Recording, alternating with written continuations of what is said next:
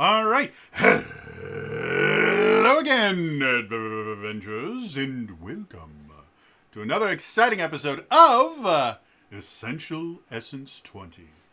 Join me as we look at the features, focuses, powers, and perks of the Essence 20 system to help you get the most out of your choices. It's been a while. Had lots of stuff going on with the Daily December campaign and everything else going on. I'm finally getting back to this. I have not forgotten about it. And today, we are going to be looking at the Field Commander from the Transformers RPG. Now, quick reminder, if you do enjoy this stuff, please remember to like the video, subscribe to the channel, hit the bell icon to turn notifications on. All those things are super, super important. Now, let's talk about the Field Commander. So, the Field Commander is, for me personally, the Field Commander is one of my more favorite roles, mostly because it harkens back to what I personally believe is the best 4th edition class that was ever designed.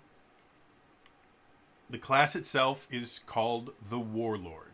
And the unique thing about the Warlord was it was a leader that was strength-based. In 4th edition, classes had roles, which basically kind of described how they interacted with combat and things like that. 4 roles were Defender. They defended. They had lots of hit points, high AC, and they would get monsters to hit them. Striker did do damage. Controller, they control. They do multi-target damage. They inflict statuses, stuff like that. And then leaders, they're the healers. But each leader had different things that they did. And the Warlord was unique in the idea that they were a field commander.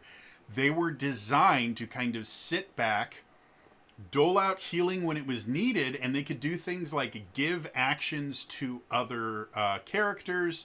It was a really, really interesting role because it required the person playing the Warlord to really understand his party well, because he had to know who was going to get the best benefit out of which one of the buffs that they were going to be doing, and how to kind of effectively manage their heals and the things like that.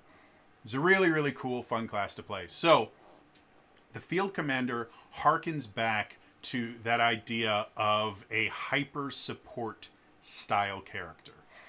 It's not that the Field Commander can't engage in combat. Depending on the focus that you pick for them, they can actually become pretty competent fighters in their own right.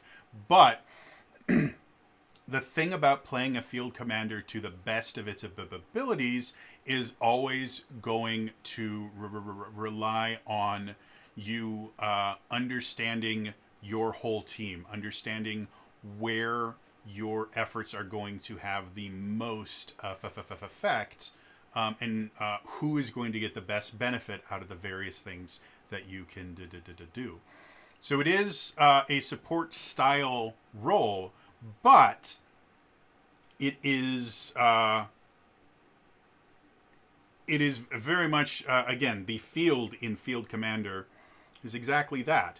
Field Commander is designed to go toe to toe with the enemy. It's designed to be shoulder to shoulder with their team. But as we will discover as we look at the role itself, there are aspects of it where you have to understand kind of discretion is the better part of valor. There are going to be quite a few situations where it's not in your team's best interest for you to go diving headlong into danger. So let's talk about this role. First, let's talk about the kind of setup for the role. The essence scores in the Transformers RPG. You generally are going to have one really strong essence score. That's the one that gets the most essence score increases. You're going to have 2 like kind of in the middle, and then you're going to have 1 kind of weaker essence score. For the Field Commander, your highest essence score is going to be your social essence score, which makes sense. The field commander, again, is going to be inspiring their allies, which is a kind of social thing. They're going to be dealing with enemies. They most definitely can kind of take the face role for the group, which is not an uncommon thing for the leader of a group to do. So having a high social essence score, very, very useful. Your two medium ones are going to be strength and speed, which, again, both of them are relatively useful. Strength, if you want to be a more melee-focused commander, you can go that route. Speed, if you want to be a more ranged focus, which tends to work a little bit better once we start looking at the kit. Having the field commander be able to still take actions while not needing to move is very, very useful. And being a melee-based field commander requires you to move. Thank you, computer. Requires you to move a little bit more. And then the lowest essence score, as far as number of increases are concerned, is going to be your smarts. Which doesn't mean that the character is dumb or anything like that.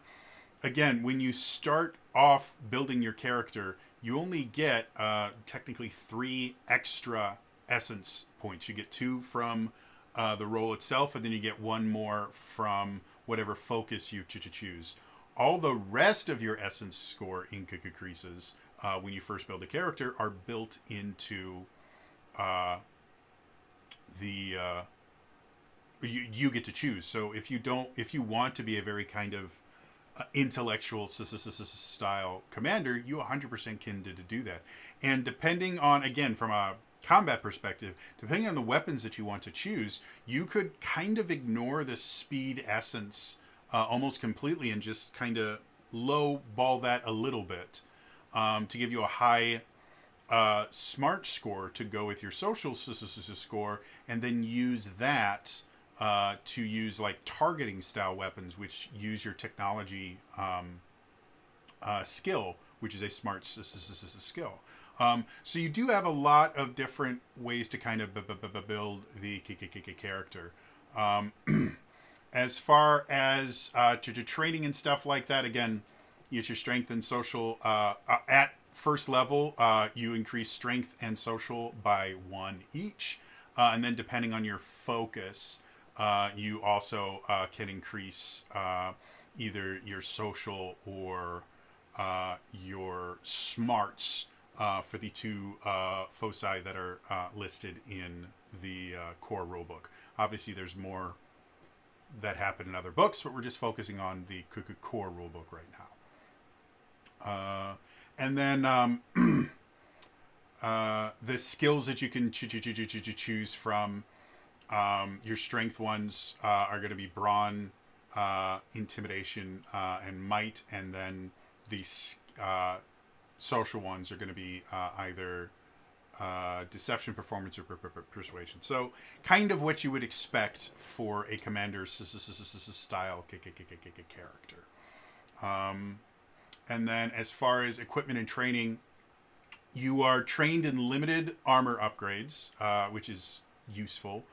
And then you're trained in ballistic weapons and melee weapons, which covers a very large swath of weapons. I think everything, or most things, are going to be either ballistic or melee. So you have a very large collection of weapons that you can choose from when you're making your requisitions. And if you're unaware of how the requisition system works for Transformers specifically, when you're making your requisition requests at the beginning of an adventure, the basic rule of thumb is your group has a pool of requisitions equal to about 3 per character. So in general, depending on the mission that you're going on, some missions will give you less, some will give you more, but in general, you're going to have 3 chances to requisition something. And so for armor upgrades, you can only requisition that which you're trained in. So you can use armor, or you can requisition armor upgrades up to limited. So very useful for that. And so that's kind of the stats kind of stuff. So, moving on.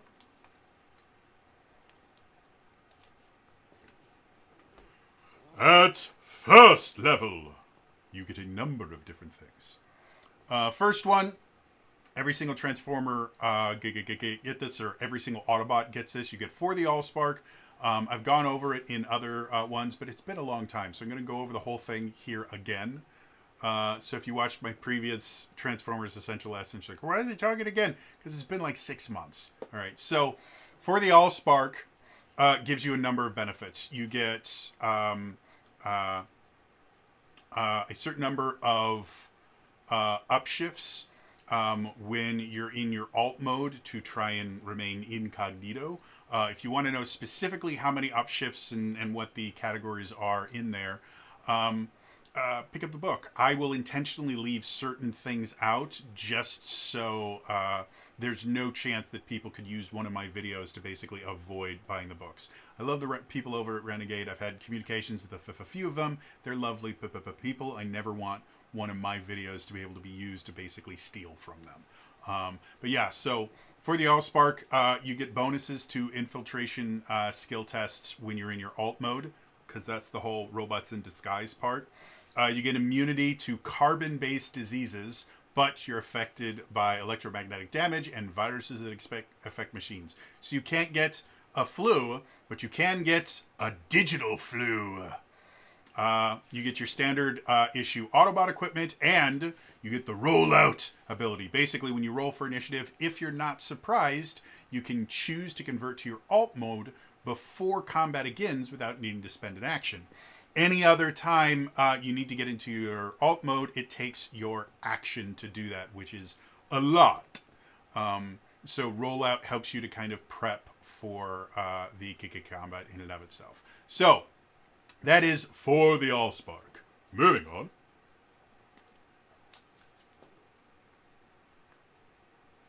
Every role in the Transformers RPG has what's called a Cybertronian perk. The Cybertronian perk for the Field Commander is called Never Forsaken. Basically, once per scene, when an ally is no further than a certain distance, if you want to know that distance, pick up the book. You can spend an Energon point to move adjacent to that ally. And depending on what's happening, you might need to switch to your alt mode to do that. So that's in there as well. And then you would take the damage instead of your ally, even if that attack normally wouldn't hit your defenses. So effectively, Never Forsaken is cover from Final Fantasy. Basically, you see an ally a certain distance away that is about to take a hit, and you don't want them to take the hit. You can move over to them and take the hit for them. This is actually a bit of a confusing, not really confusing. I can't think of the word I'm thinking of. This perk is not quite as simplistic as it seems. A lot of people look at this and go, oh, you can use this to just protect another ally. Yes, 100%. That is kind of what it's designed to do. And it's very effective at that. Especially if, again, strength is one of your medium perks. And one of the things you can invest your strength in is your hit points. Whenever you get an essence score increase, you have to invest in one of the skills. And one of the skills is effectively Constitution. I have to remember what it's called. It's been a long time, guys. Strength. Intimidation. Conditioning, that's what it's called. So you can invest your strength skill points into conditioning and just give yourself extra health. So 100% if you want to build a more kind of tanky defensive built field commander, do that. Invest in your strength. Give yourself a lot of strength points. And then invest a lot of that into the conditioning skill. And that means that you can take a lot more damage. It can also be useful if you have someone that specializes more in like healing and repair. to only have one person to taking this damage. Now, you are limited to doing this only once per scene. So it's not like you can just constantly be like going around. You do need to know when it's going to be the most effective. The other way you can use this skill, though, as I mentioned before, as we go through the perks here, especially when we start getting to the table perk for this particular skill,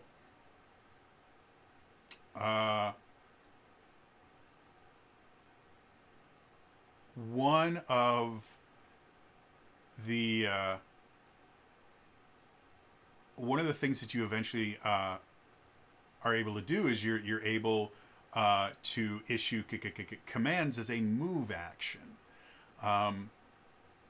and because of that, there are going to be a lot of times where if you want to take advantage of your command abilities, you need to kind of be rooted in place. So yes, Never Forsaken can 100% be used entirely as a defensive thing. Somebody's going to get hit. I don't want them to get hit, so I'm going to rush over there. At the same time, it can also be used as a way to get your character out of a bad place.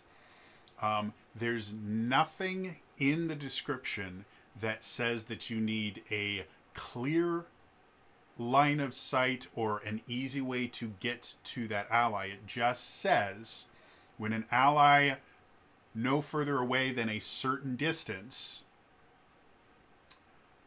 takes damage, you can spend an Energon point to move adjacent to that ally. So nowhere in there, like if you're surrounded by enemies, you can use Never Forsaken as a way to get out of there. If you're just in a bad spot where you don't really have line of sight or line of effect to an enemy that you really need to, you can use Never Forsaken as a once per scene move that doesn't cost a movement. And that's where like your real high level field commanders are going to be able to get some really interesting things. And if the rest of your team understands that ability, they can enact situations like, damn it, we need to get the field commander out of there. Okay, somebody taunt someone do something. Because, again, the wording here is just that they have to take damage. Not that they have to be attacked, they have to be threatened or anything. No, they just have to take damage. So it could... the wording here could be as simple as you get a little bit too close to an enemy and you lob a grenade and get hit by the grenade that you hit while it's hitting them. You could use that to attack an enemy and take a little damage yourself, but use it to kind of shift your field commander out of a bad situation or into a good situation. You could even use it to ensure that a shorter ranged or melee focused field commander is in the right range to still be able to use their action to do something useful. So don't sleep on Never Forsaken. There's a lot more there than just, once a scene, you can take some damage for someone else. Yes, and that's very, very useful, but it's also a free movement, which should never, ever be underestimated. Moving on.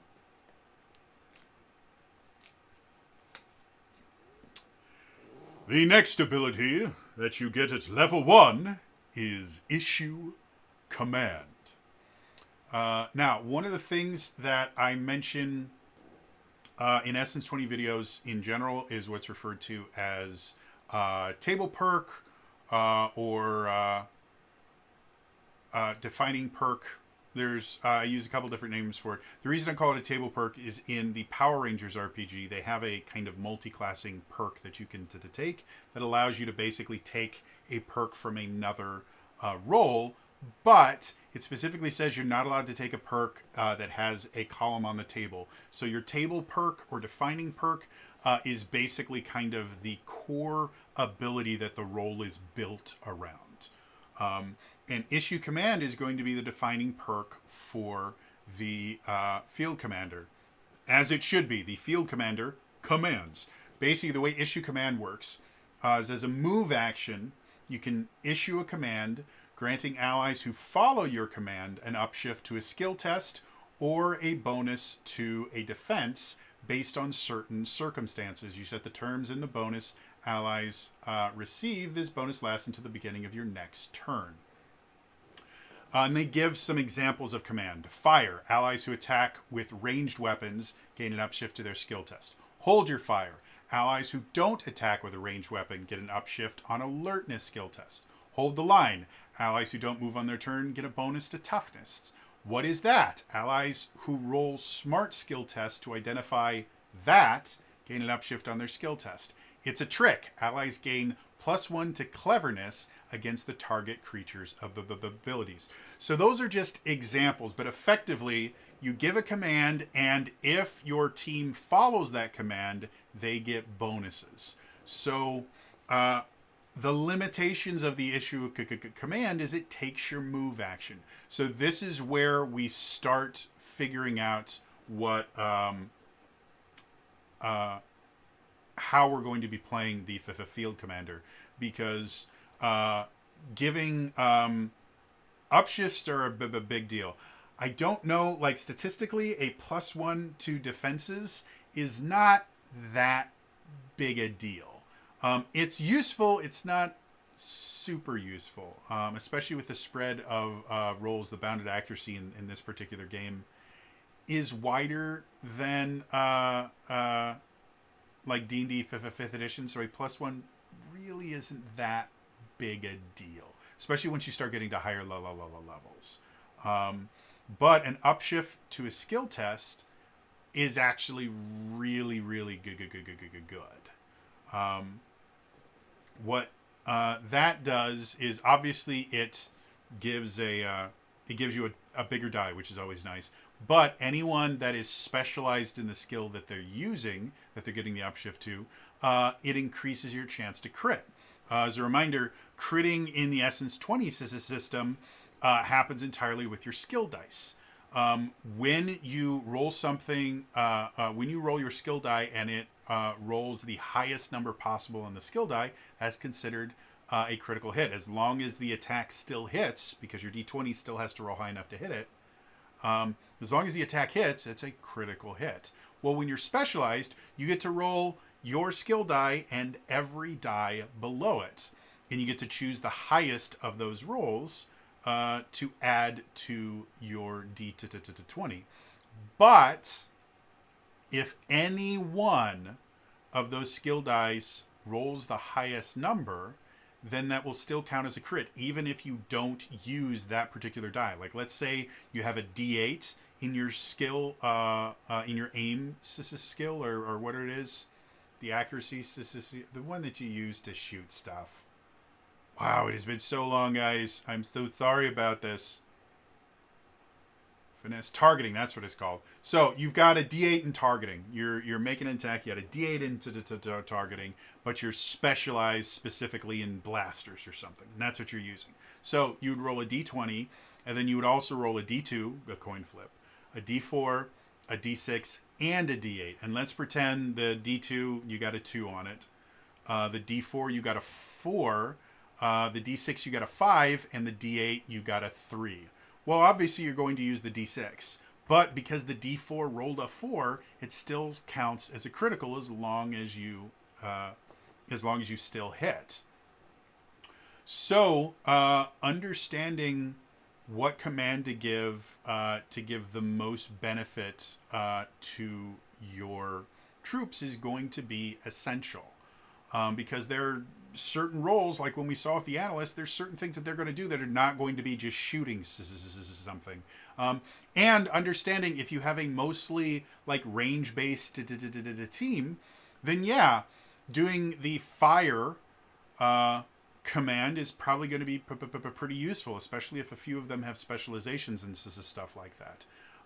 On the other hand, if you have a large melee-based group, or you simply have like one melee-based person, but when they hit like a cement truck, it might be in your better interest to ensure that they're getting the boost, or even knowing where the dice roll. The highest skill die you can have on your character sheet is a D12, but you can still get upshifts from that. So after you're at a D12, if you upshift it, it goes to 2D8. You upshift it again, it goes to 3D6, which will actually be something important as we go into one of the later abilities for this.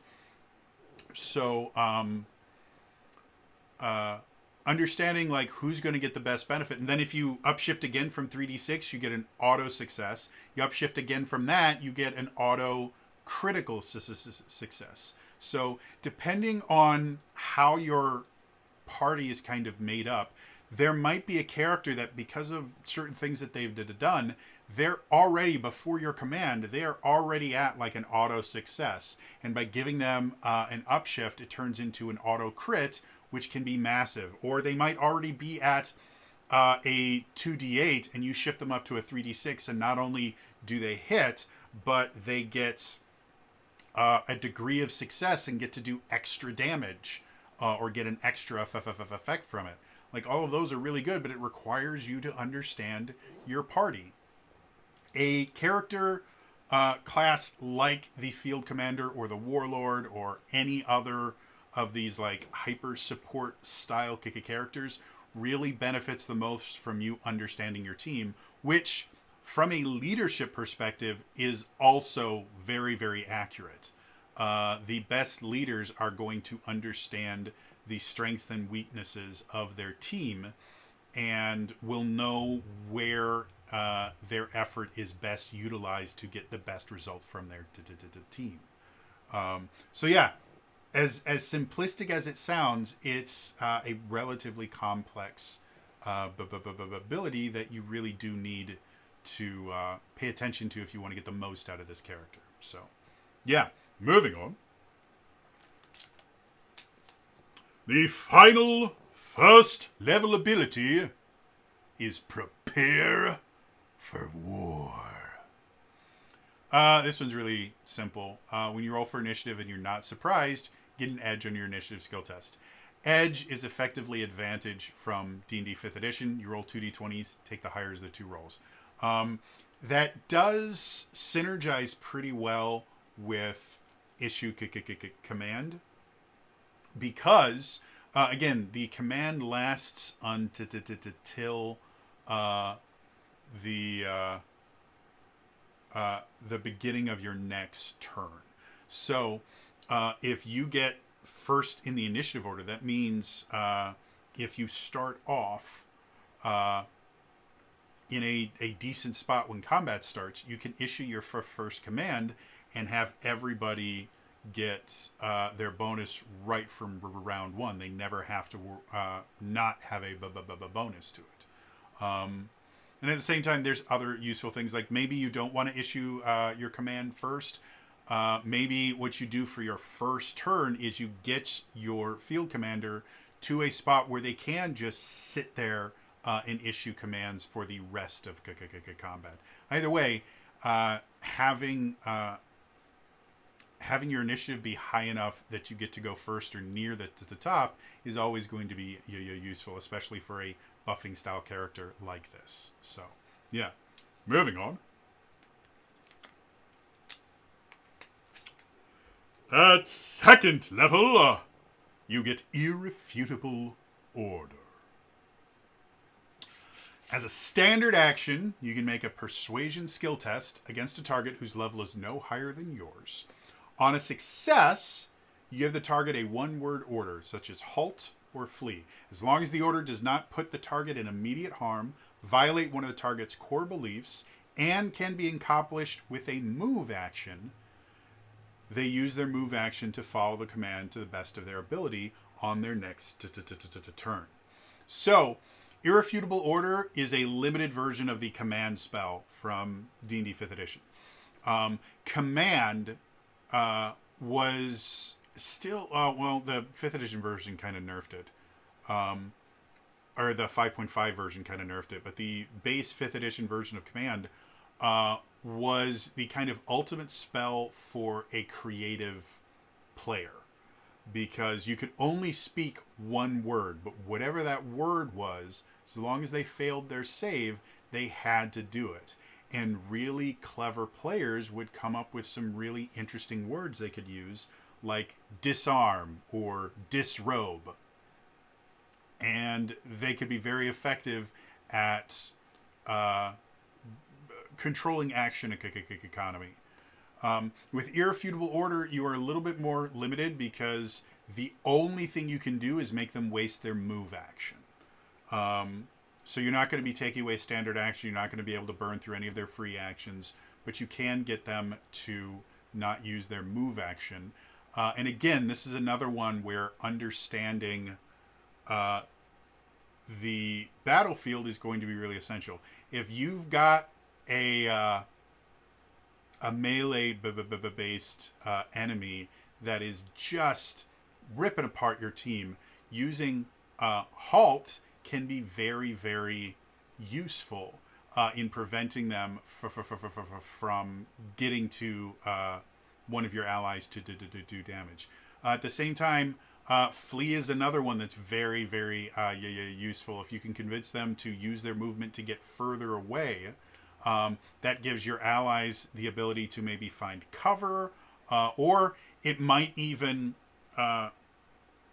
if you did something like if your Irrefutable Order was hide, they might be able to interpret that as putting them behind a piece of cover large enough that it blocks their line of sight. So being able to get rid of their move action can be very useful, especially if for whatever reason you're fighting against something like an enemy field commander, where they use their move action to issue commands, or really any character that can use their move action for something other than just movement. Being able to take that away is very useful. But with the fact that it's only the move action, it is kind of a weak ability, especially since it's a standard action to do that. I would say if the only thing you can use it for is to basically take away their move action, I would almost argue that that feels more like a free action style thing. Because your standard action, there's so many better things you can do with your standard action than just stopping someone from moving or forcing them to move in a certain place. But, you know, like I said, there's a lot of things you can do with it. It just feels a little bit expensive to me. So, moving on.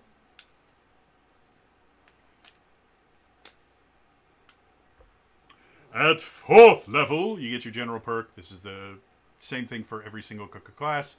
General perks are effectively feats from 5th edition. I'm not going to go into too many details here. At 5th level, you get Sync Up. Once per turn, when an ally attacks and misses a target within your range, you can immediately attack that target, even though it's not your turn. So Sync Up is a really interesting one. Because first of all, it's a once per turn thing, which is nice. It doesn't require any sort of limited resource like energon points or anything like that. It's just something you can do once per turn, and it's whenever an ally misses a target within your range. Another thing that lends the field commander to being a little bit more useful when they have a ranged weapon versus having a melee weapon. But when we're dealing with Never Forsaken, where you can move, an ally gets attacked, you move towards them, and the thing with Never Forsaken is you move adjacent to that ally. It doesn't say where adjacent. So you can move your character to a place where they're in a good spot, and then if that ally or another ally misses that particular target, the ally doesn't have to be making a melee attack. As long as that target is within your range, then you can still use Sync Up. And this is basically a actually free attack, which is always going to be useful. There's never a situation where you just get an additional attack that doesn't cost you some sort of an action where it's going to be bad. Now, the limitation on this is it only happens when an ally misses a target. So if you are using Sync Up a lot, that means your team is missing a lot.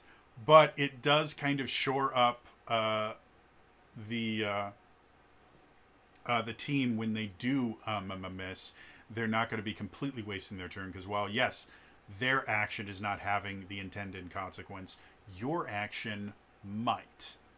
So really cool, interesting ability. Again, it does require the field commander to be paying attention when it's not their turn, because they need to see, oh, somebody missed. Oh, I'm going to shoot them like that.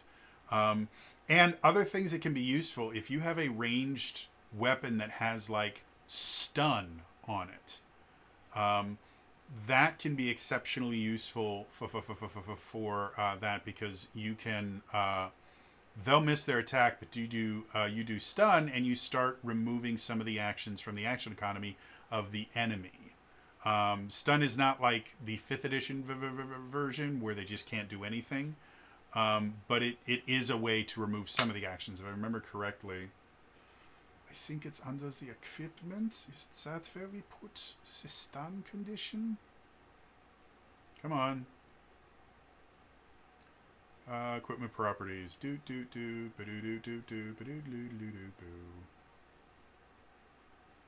Element Sonic. Stuns. Target is denied a move action for the listed number of turns. So yeah, it removes their move action. But again, can still be very, very useful, especially if the ally misses the target. You shoot him, hit him with a stun. Now they're not going to be able to move next turn. And the ally can move away, get to a better spot, and that dude's just going to be a sitting duck there. So again, don't undervalue what you can do. Even if your character's not really built to be an aggressive kind of damage-dealing character, get them some weapons that inflict statuses on hits and things like that. It can definitely allow you. Or things like movement. There are weapons where they have alternate effects that allow you to move to targets. You know, all of those things, very, very useful. So, yeah. Moving on. At 7th level, you get Stoic. As a move action, you can stand tall for all to see. You take a penalty to evasion up to a number and can't defend with your toughness until the beginning of your next turn. Your allies each gain a number of free actions equal to the penalty you took to your evasion on their next turn. So, this one's kind of interesting. Again, your speed score is one of your medium increases. So you can set up your character to have a pretty high evasion, which is all based on your speed score. But you can also lowball it to really go in on strength or social or even smarts. With Stoic, you're going to get the most benefit out of Stoic if if you understand your team. There are roles where they're very heavily free action based. The analyst had a bunch of different things that they could use their free action for. And a universal thing that anyone can use a free action for is the aim action, which you can use up to 3 aims in a single turn to give you upshifts. Remember I mentioned before, issue command gives you an upshift. Well, with Stoic, you can effectively give all of your allies additional upshifts that they can use on their ranged attacks specifically to get them to those 2d8, 3d6, or auto successes, or the always lovely auto critical success, and not need to worry about the issue command. Now, the limitation on Stoic is, again, all it gives out is free actions. So if your team is not super free action heavy, where they don't have a lot of uses for free actions, you might get a better result using your issue command thing.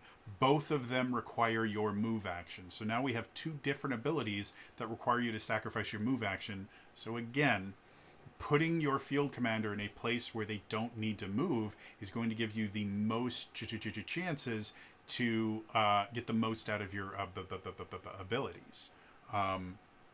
So Yeah, it's a fairly straightforward ability, but depending on what your allies can do, giving them a bunch of free actions can be game changing.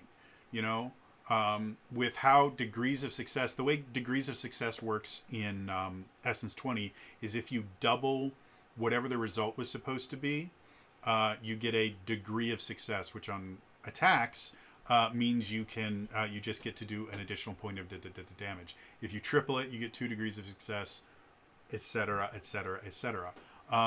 So by giving them upshifts and getting them to things like 2d8 or 3d6, you have a significantly better chance of them not only getting crits because of how the specialization system works, but also giving them the chance to get degrees of success and things like that. So cool ability. Again, heavily the benefit from it is going to heavily depend on how well you know your team and how much of a sitting duck you're willing to be.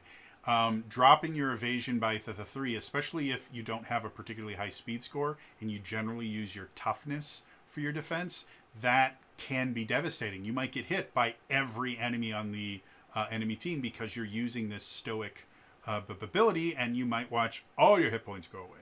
So you do need to be aware of, can I take these hits? Are my allies going to be able to help me if I do take a bunch of hits?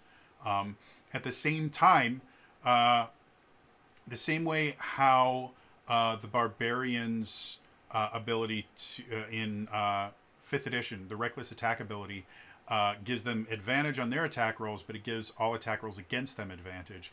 A lot of people see that as a purely offensive ability. I get to hit more. But making yourself a viable target can be an exceptionally useful defensive ability, because now it's significantly easier to hit you than the ally that they might want to hit because they're low on health, or maybe they're the healer, or they're an important thing. So using Stoic as a defensive measure, where I'm going to put myself in a situation where I'm super easy to hit, so the enemies want to shoot me, so it stops them from shooting someone else. That is another extremely valid use of Stoic. And then the free actions are just bonus good stuff that your allies can use. So, yeah. Moving on. At 9th level, you get Battle Scan. When you roll for initiative, you learn the threat levels of every enemy that you're aware of in this combat. So this one seems kind of pointless, but it does synergize a little bit with Irrefutable Order. Remember, with Irrefutable Order, you can only give orders to targets whose level is no higher than yours. So with Battle Scan, you can figure out what their levels are, so you know whether or not you can use Irrefutable Order. There are some benefits also just to knowing who the weaker enemies are and who the stronger enemies are right off the bat. But beyond that, there's not a ton of benefit to Battle Scan. It's not giving you their defenses. It's not giving you any information that's particularly useful, because something's like a threat level 11 or something like that doesn't really mean much. Like, you can postulate what their hit points are going to be, or like the ranges that their defenses are going to be in. But you can also postulate that by your own levels. Like, if the combat is balanced, they're probably going to be somewhat similar levels to you. So Battle Scan in and of itself, like I said, it somewhat synergizes with Irrefutable Order. But aside from that, just knowing threat levels really isn't all that useful. So, yeah. Moving on.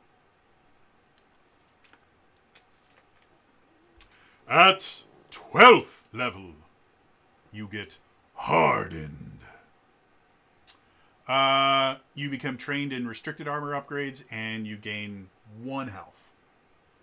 So, this is another one that's just really simple. Restricted armor upgrades. Again, in order for you to requisition anything, you have to be a minimum of trained in it. If you are qualified in something instead of trained, that means you don't have to requisition it, you just get it. Trained means it's something that you can requisition. So this giving you access to better armor upgrades is nice, don't get me wrong. And to just look at some of the restricted armor upgrades. Armor. So, restricted things like energy field.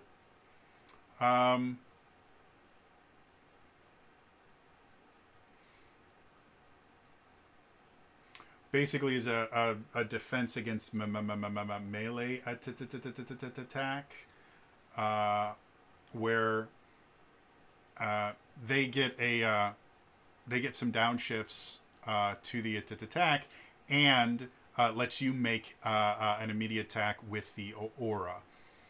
And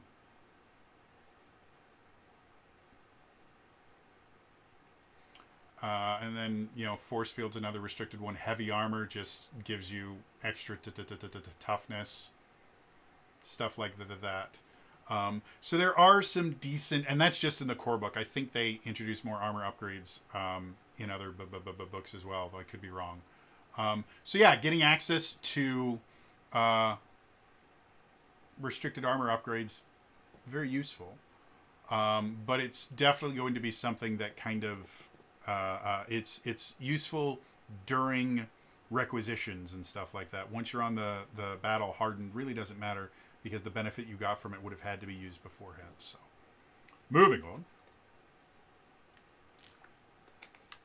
At 13th level, you get Let Cool Heads Prevail.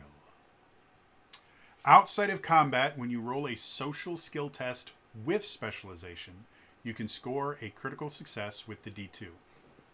That is the one limiting factor of specialization and the skill dice in general. You can't crit on a D2 because it's just too easy. You just, on a 2, on a heads roll, you would crit. It would make critting just far too easy. With Let Cool Heads Prevail, now that you can, that means that bare minimum 50% of your social skill tests outside of combat are going to be crits, which is really, really nice. And again, because this only happens with this is a specialization, that means you're also, even if you roll a 1 on the D2, you still have other skill dice that might also crit. So your bottom level of how often you crit is now 50%, compared to, like, if you have a D4, you have a 25% chance of critting at all times when you're rolling with specialization, because there's 4 sides and one of them is a 4. To actually figure out what the actual percentage chance of getting a crit when you combine all those things requires math that I don't want to do. But this increases your floor to 50% instead of 25%, and it just gets higher and higher and higher. So yeah, useful. It is, again, limited to social skills outside of combat, but there's a lot of different situations where a smart role player is going to be able to use that to their advantage for a number of different things.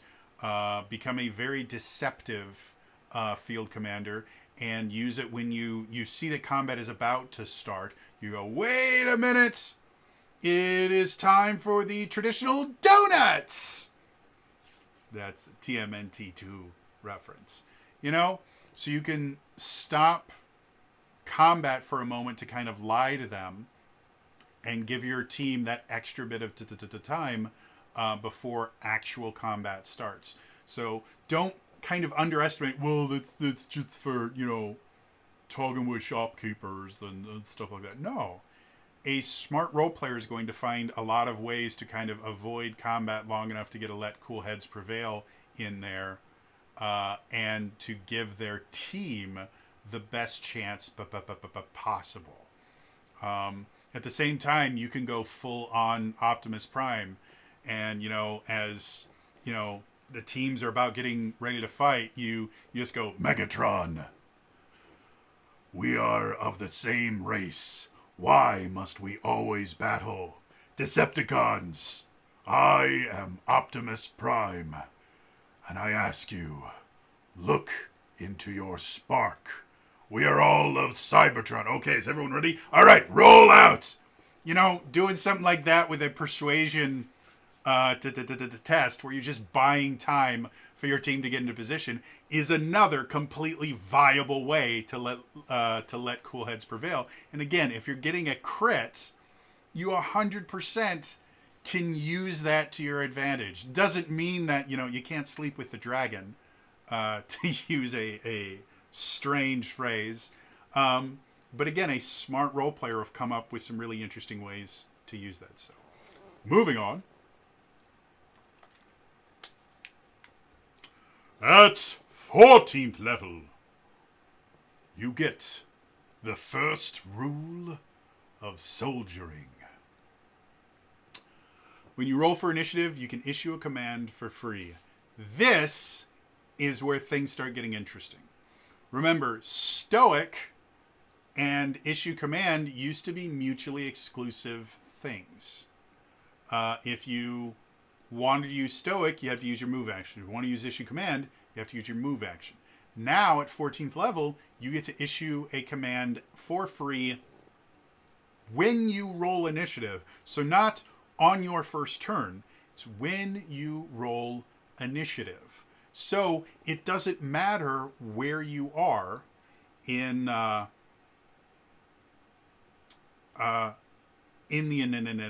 initiative.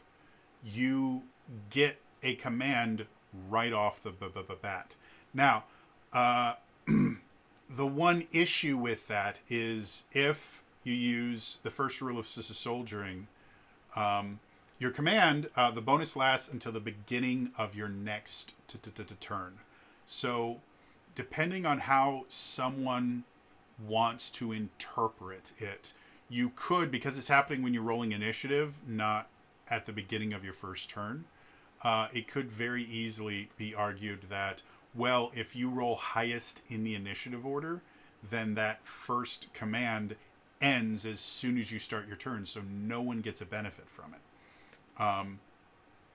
I probably would rule, just because it makes that particularly useless for someone that either rolls well on initiative or just has a naturally high initiative score, just because that would really kind of screw everyone over. I would rule that this first command lasts until the start of your second turn, minimum. But that would be the only change I would make to make it useful. And that does mean that on your first turn, instead of issuing a command, you can move your character to get them to the spot where they can kind of sit down and issue their commands. You could use Stoic if you wanted to start off the first round with all of your team getting a bunch of extra free actions, which might be the right thing to do. You know, if you've got kind of the drop on the enemy, you could use issue command to give them, you know, their bonus. And then Stoic, you could use to give them a bunch of free actions. And then because you're getting a surprise, you wouldn't really have to deal with the penalty, because when your next turn came around, they wouldn't have had a chance to act or anything. So again, there's a lot of benefits you could get from this first rule of soldiering, but again, it requires you to understand your team and understand what's going on. Maybe using that let cool heads prevail to, you know, get the enemies into a false sense of security and then surprise them in some way. Lots of different ways to do it, but yeah, relatively useful thing that synergizes with a lot of other stuff in the class. So, moving on. At 15th level, you get complex command. When you issue a command, you can issue 2 commands. Each command must have different terms and a different benefit. Allies who meet both terms receive both benefits. So, this is where being clever starts to become useful. So again, with first rule of soldiering, you can issue a command for free. Complex command, when you issue a command, you can issue 2. So 1 level after first rule of soldiering, you can now issue 2 commands right at the beginning of combat. And that can be trying to find a way to double stack upshifts. It might be combining upshifts with defense bonuses. Like, you have to really understand your team and understand how your DM is going to rule the things in order to get the best benefit out of this. But it does significantly expand what you can do. It's possible that maybe you have both melee and ranged characters on your team. You want to help both of them. So you could have one command to be the fire command, which is just anyone that makes a ranged attack gets an upshift. And then the second command could be hit them hard. And that would be for melee characters.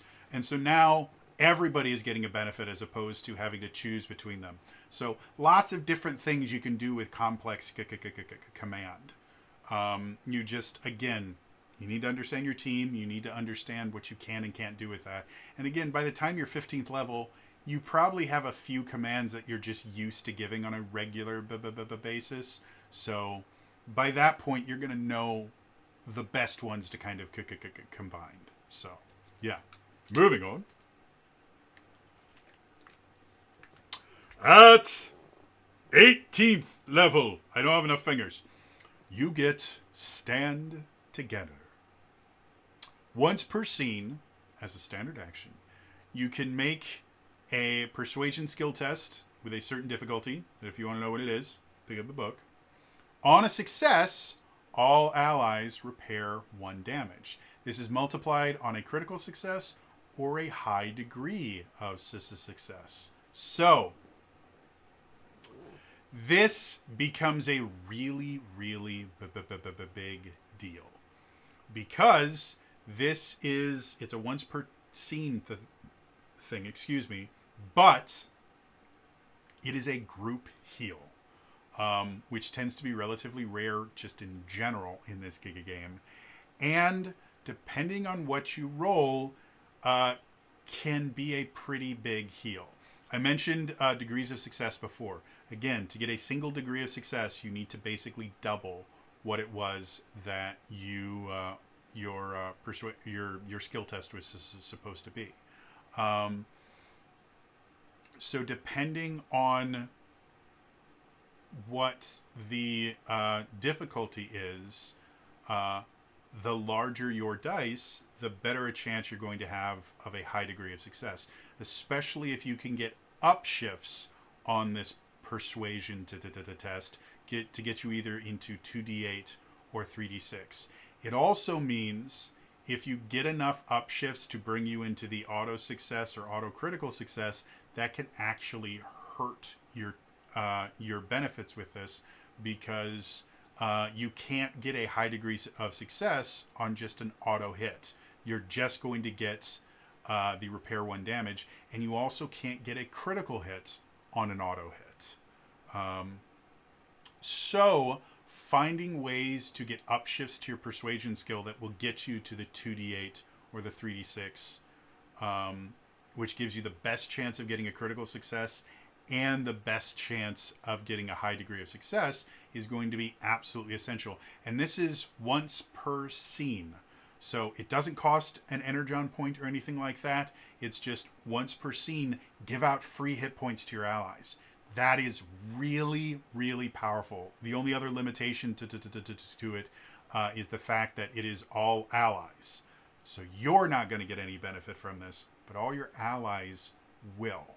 And if you do have a more kind of dedicated healer style character on your team, they can, take a step back and not have to worry about everyone else, and they can heal you up if you need it. But a really, really powerful, useful thing. You can use it in conjunction with Issue Command. You can use it in conjunction with Stoic, because both of those use your move action instead of your standard action. So, yeah, really useful amazing the thing. And because of just how hit points work in the Essence20 system in general, like 1 damage doesn't seem like a lot, but like a character with really high constitution, with a lot of hit points, might only have 7 or 8 hit points.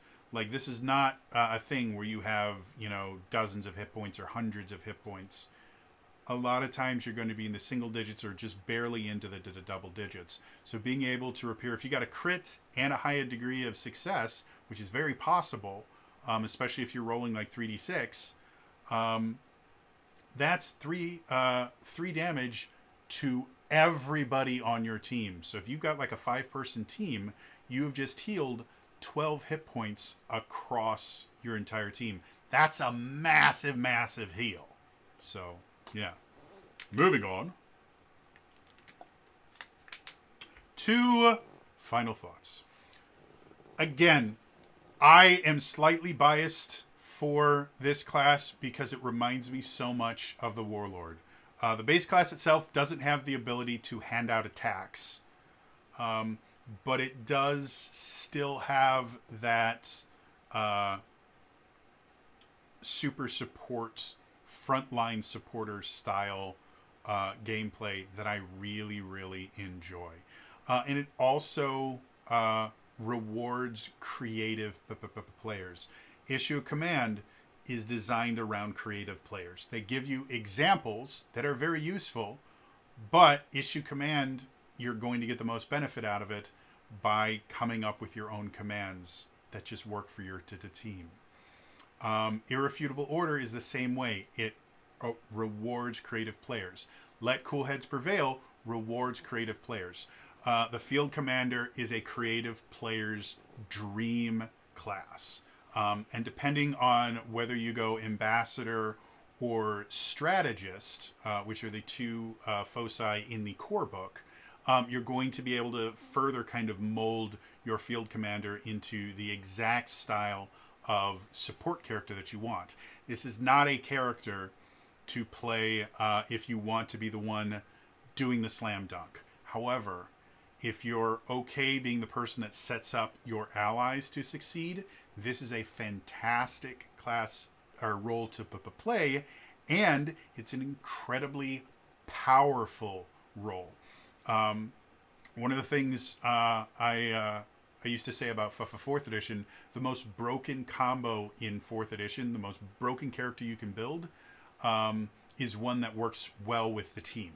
And the Essence20 system has that feeling as well when you're dealing with roles like this. The most broken combinations you're going to have, the things that are going to make your team feel as powerful as possible, is when you understand what your allies are doing and figure out ways to make them able to do their stuff better. So, yeah, really cool, really interesting class.